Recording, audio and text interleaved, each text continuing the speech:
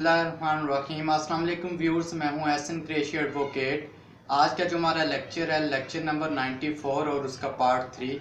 हम डिस्कस कर रहे थे कि 151/107 यानी कि 107 का जो इस्तगासा दायर किया जाता है 151/107 का इस्तगासा, उसके ऊपर हमने सैर हासिल गुफ्तगू की।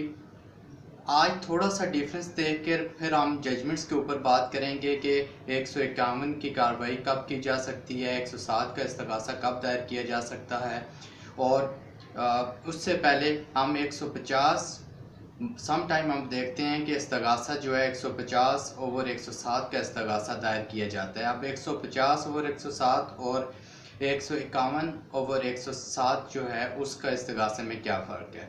151 के ऊपर उस वक्त कार्रवाई होगी उस वक्त जब फौरी जान और माल का ख़तरा मौजूद हो, पब्लिक पीस के अमन शिकनी और अमन आमा का ख़तरा मौजूद हो और पुलिस के पास कोई और रास्ता ना हो उस अमन शिकनी को रोकने के लिए या अमन व अमान की सूरत हाल कायम रखने के लिए कोई और रास्ता मौजूद ना हो सिवाय इसके कि वो उस शख्स को या उन अशखास को जो है वो गिरफ़्तार कर लें।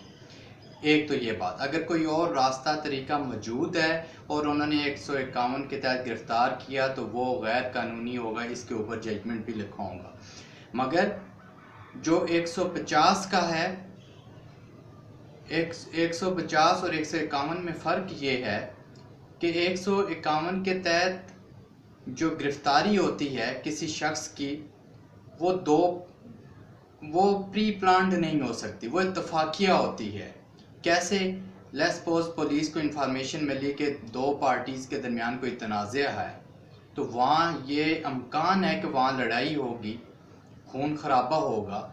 तो वो पुलिस मौके पर जाती है और हालात को देखते हुए और वो ये समझते हैं कि सिवाय इसके कि इनको गिरफ़्तार कर लिया जाए, इसके अलावा मुमकिन नहीं है कि यहाँ जो अमन अमान की सूरत हाल उसको कायम रखा जा सके। तो इसलिए वो दोनों पार्टीज़ को गिरफ़्तार करके जो है इस्तगासा 151 और 107 का इस्तगासा दायर कर देते हैं इलाका मजिस्ट्रेट के पास। दूसरी सूरत ये होती है कि किसी एक शख्स के 151 और 107 की जो कार्रवाई है वो एक से ज़ायद अशखास जिनके दो पार्टीज़ के दरमियान भी हो सकती है, उनके ख़िलाफ़ भी हो सकती है, और किसी एक शख्स एकतरफ़ा कार्रवाई भी हो सकती है। लेट्स सपोज पुलिस ने देखा कि कोई शख्स है वो कोई ऐसा काम करने जा रहा है जिससे पब्लिक ट्रैंक्विलिटी या पब्लिक पीस उसकी अमन शिकनी का ख़तरा मौजूद है, तो अब पुलिस के पास और कोई रास्ता नहीं सिवाय इसके कि वो उसको गिरफ़्तार कर लें, उसके अलावा और कोई चाराकार नहीं है। तो फिर वो उसको गिरफ़्तार करके 151 और 107 की जो है इस्तगासा दायर करते हैं। अब मगर अगर कोई और तरीक़ाकार मौजूद है उसकी रोकथाम का, उसकी इंसदाद का, जो अमन शिकनी का अगर कोई ख़तरा मौजूद है उसकी इंसदाद का कोई और तरीका मौजूद है, तो फिर 151 107 की कार्रवाई गैर कानूनी करार दी गई है। अब 150 में जो होता है वो किसी वक्त भी, उसमें तो था कि इत्तफाकिया अगर इंफॉर्मेशन मिली और उन्हें पता चल गया कि ये फौरी जान और माल को ख़तरा है और सिवाय इसके कि इनको गिरफ़्तार कर लें और कोई चाराकार नहीं है, तो वो उसमें 151 की कार्रवाई। मगर 150 में ये होता है कि एक तो ये एकतरफ़ा कार्रवाई होती है, यानी किसी शख्स के ख़िलाफ़ किसी ने कोई इंफॉर्मेशन दे दी पुलिस ऑफिसर को कि जनाब इससे मुझे ख़तरा है, मेरी जान को ख़तरा है, या ये मेरी ज़मीन पर कब्ज़ा करना चाह रहा है और मुमकिन है कि मैं वहाँ अगर अपनी ज़मीन पर जाऊँ तो ये मुझ पर हमलावर हो जाए, मेरी जान को ख़तरा है। तो उस शख्स के ख़िलाफ़ जो इस्तगासा है वो 150 और 107 का दायर किया जाता है। बाकी तरीक़ाकार वही होगा जो 151 और 107 के इस्तगासे में होता है, सिर्फ इसमें सेक्शन का फ़र्क है कि वो 150 में उसको गिरफ़्तार कर लेंगे, किसी भी वक्त गिरफ़्तार कर सकते हैं जब उन्हें ख़दशा हो कि जनाब इससे वाकई अमन अमान की सूरत हाल पैदा हो सकती है, इसके किसी अमल की वजह से अमन शिकनी की हो सकती है, जो अमन आमा है वो ख़राब हो सकता है, तो वो उस शख्स को गिरफ़्तार कर लेते हैं और उसके ख़िलाफ़ 150 और 107 का इस्तगासा दायर कर देते हैं मजिस्ट्रेट के ख़िलाफ़। ये एक तरफ़ा किसी एक शख्स के ख़िलाफ़ हो सकता है, जबकि वहाँ 151 एक तरफा भी हो सकता है और दो पार्टीज को दरमियान तनाज़ा है, पुलिस ने उनको बुलाया, वहाँ हालात ऐसे पैदा हो गए कि वहाँ लड़ाई हो जाएगी, तो पुलिस दोनों को गिरफ्तार करके दोनों के खिलाफ इस्तग़ासा दायर कर देती है 151/107 के। मगर एक तरफा भी सम टाइम ऐसी सूरत हाल होती है, किसी शख्स के हवाले से इंफॉर्मेशन आ जाए तो पुलिस फौरी वहाँ फ़र्क इतना है कि वहाँ फौरी जान और माल को ख़तरा हो, 151 की कार्रवाई उस वक्त होती है कि कोई और चाराकार नहीं है, फौरी जान और माल को ख़तरा है, तो वो 151 के तहत उसको गिरफ़्तार करके 107 का जो इस्तग़ासा दायर कर देंगे। मगर जो 150 की कार्रवाई है उसमें फौरी नहीं होता, वो किसी भी वक्त जो है उसके ख़िलाफ़ जो है किसी शख्स के ख़िलाफ़ जो अमन अमान की सूरत हाल, अमन अमान की सूरत हाल या अमन आमा की सूरत हाल वो ख़राब करना चाह रहा हो, तो उसके ख़िलाफ़ रीज़नेबल अगर एविडेंस मौजूद हो तो वो पुलिस उसके ख़िलाफ़ कार्रवाई कर सकती है। तो वो भी 150/107 का इस्तग़ासा ही होगा। अब बाकी तरीक़ाकार वही है, लिहाजा अब हम चलते हैं कि 151 और 107 की जब ये कार्रवाई की जाती है, ये कब की जाती है और कब ये नहीं की जा सकती, उस हवाले से कुछ जजमेंट्स हैं, वो शॉर्टली उनको मैं दोहरा लेता हूँ। सबसे पहले जब 107 के तहत शो काज जारी करना मजिस्ट्रेट के लिए ज़रूरी है। अगर किसी ऐसे मुकदमे में वो शो काज जारी नहीं करता, उसके बाद वो प्रोसीडिंग स्टार्ट कर देता है, तो वो गैर कानूनी होगा।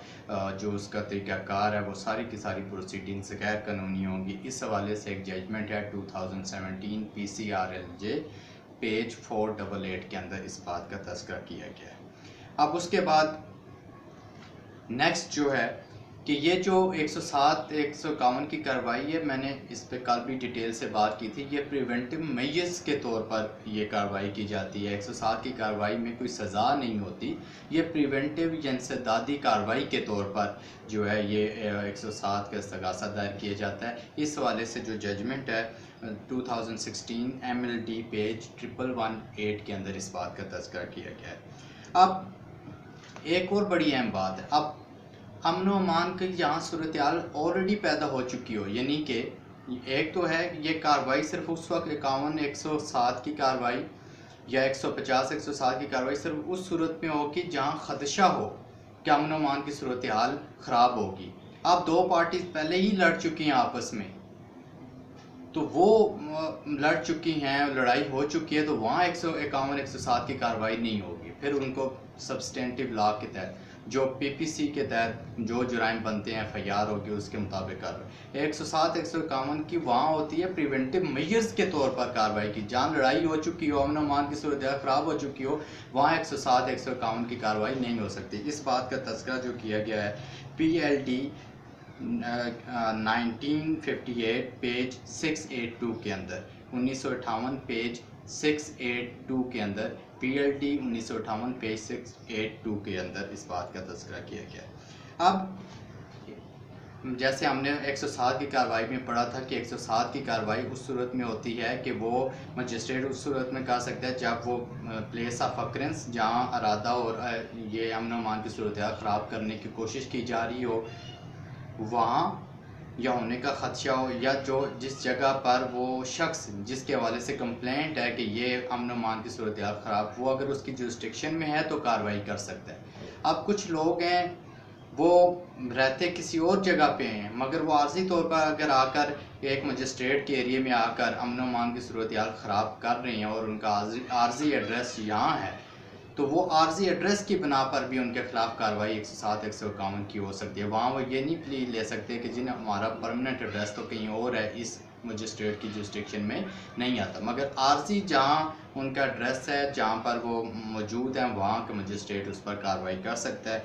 इस हवाले से जो जजमेंट है PLD 1958 1958 पेज 471 के अंदर इस बात का तज़किरा किया गया है।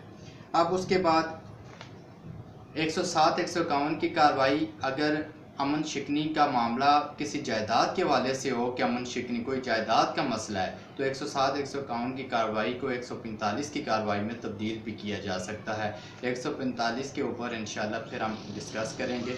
उस हवाले से ये जजमेंट है जिसमें ये लिखा गया है कि जहाँ जायदाद के हवाले से कोई मामला हो तो वो 107-151 की कार्रवाई को 145 की कार्रवाई में तब्दील किया जा सकता है। वो है 1997 PCRLJ पेज 1401 के अंदर इस बात का तज़किरा किया गया। अच्छा, एक और बड़ी अहम बात है कि जब 151 के तहत पुलिस गिरफ्तार उस सूरत में करेगी जब कोई और चाराकार नहीं था। अगर उसकी इंसदाद का, उसकी प्रिवेंशन का कोई और तरीका मौजूद था और पुलिस अडॉप्ट कर सकती थी, मगर वो अडॉप्ट नहीं किया और गिरफ़्तार कर लिया उन्होंने, तो ऐसी गिरफ़्तारी गैर कानूनी होगी। इस हवाले से जो जजमेंट है वो है 1993 NLR क्रिमिनल डाइजेस्ट है, ये CR 563, और दूसरी है 1993 PCRLJ पेज 102 के अंदर इस बात का तज़किरा किया गया है। अब उसके बाद एक और बड़ी अहम जिसके अंदर उन्होंने लिखा है कि हंगामी सूरत हाल हो या बिला वजह कोई वजह हो तब तो गिरफ़्तार हो सकता है जब कोई और चाराकार मौजूद ना हो। अगर हंगामी सूरत हाल भी ना हो और कोई वजह भी ना हो और गिरफ़्तारी कर लिया 151 107 की कार्रवाई, वो गैर कानूनी होगी और ऐसे पुलिस अफसर के खिलाफ डैमेजेस का सूट फाइल किया जा सकता है। उस हवाले से जजमेंट है PLD 1960 पेज 1223 के अंदर इस बात का तज़किरा किया गया है। सो व्यूज़, ये तो 107 151 की कार्रवाई के हवाले से कुछ जजमेंट्स थी, उसके ऊपर डिस्कस किया। मुझे उम्मीद है मेरा लेक्चर आपको पसंद आया होगा। अगर मेरा लेक्चर आपको पसंद आया तो मेरे चैनल को ज़रूर सब्सक्राइब कीजिए, दोस्तों से शेयर भी कीजिए, बेल आइकन को प्रेस कीजिए ताकि मेरी हर वीडियो का नोटिफिकेशन बर वक्त आपको मिल सके, और कमेंट सेक्शन के अंदर अपनी कीमती आरा से ज़रूर आगाह किया करें। वस्सलाम।